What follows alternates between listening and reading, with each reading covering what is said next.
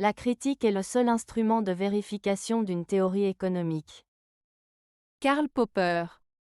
La citation de Karl Popper souligne l'importance de la critique dans le processus de validation des théories économiques.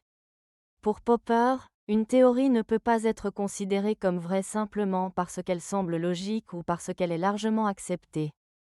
Au contraire, elle doit être soumise à des tests rigoureux et à des critiques. Voici quelques points clés pour expliquer cette idée. 1. Théorie économique.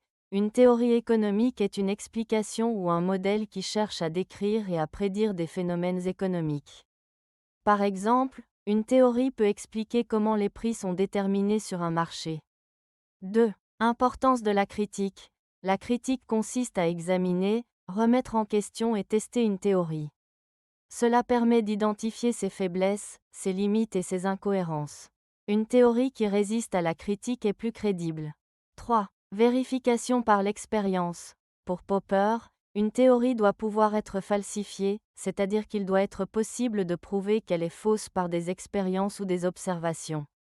Si une théorie ne peut pas être testée ou critiquée, elle n'a pas de valeur scientifique.